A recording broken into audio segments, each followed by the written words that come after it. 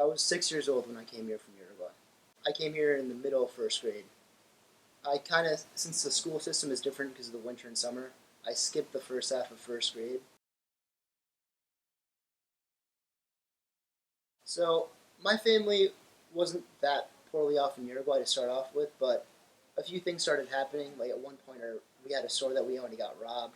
My dad lost his job, and things started to look really bad. So we took a leap of faith, and we said, my uncle's here in the United States. We might as well give it a try and see where it takes us. But he knew more than we did, and he told us, "This is where you want to come. This is where like the American dream is."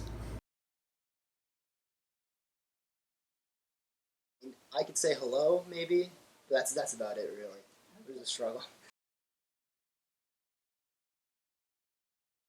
Okay, so when I came here, I kind of made three friends really quickly, which were Jacob Smith, Micah Swinton, and Casper Andreni. And from the start, they really helped me learn English, helped me feel like I'm a part of this country. So the principal called down me and this valedictorian, and we're in the same class, so we kind of had a feeling that that was going to happen, but you never know. And since sophomore year, I'd been checking in periodically to see if I was still in first. But like, you still want to be safe because you never know if someone could overtake you last minute. So Yes. I'm so excited. I'm going with my friend David Friedman. We both made it from here, and it's going to be amazing. See, the funny thing is, I used to say I'm going to be a scientist, I'm going to be an engineer, freshman year, and then maybe every month after that, I've had less and less of an idea of what I wanted to be. There's a little anecdote that made me remember.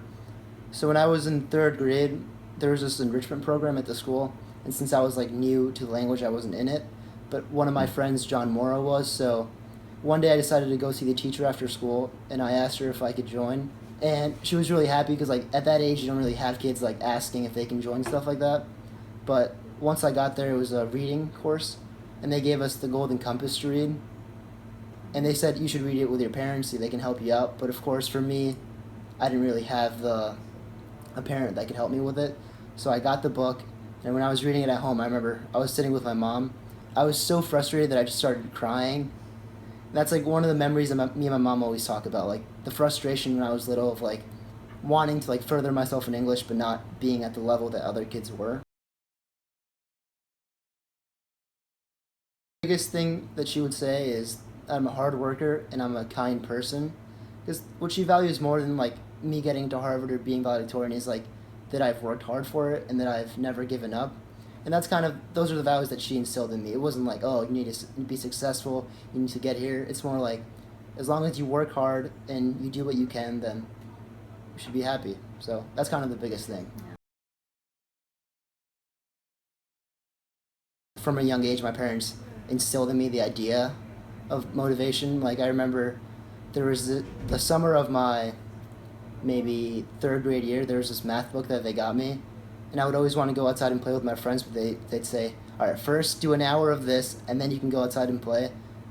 So it's kind of the motivation little by little, they got it inside of me, and I'm at the point where I'm self-motivated now. that's a tough question. There's really a lot to say, not that much time. Like, and I want to balance between talking about myself and talking about the school, because being the first Hispanic valedictorian in the school, I kind of feel like I should talk about my journey and the things that motivated me to come here and how I was successful. But then I also have to keep in mind that it's not just about me, I'm kind of speaking about the audience. The biggest thing is just life is amazing. You're only gonna have one chance at it, and I kind of want to let them know that if you have a dream, like no matter what anyone thinks, no matter if people don't believe in you, you have to go for it. Like even if times get hard, if it's looking like it's not going to work out well for you, just keep pushing forward.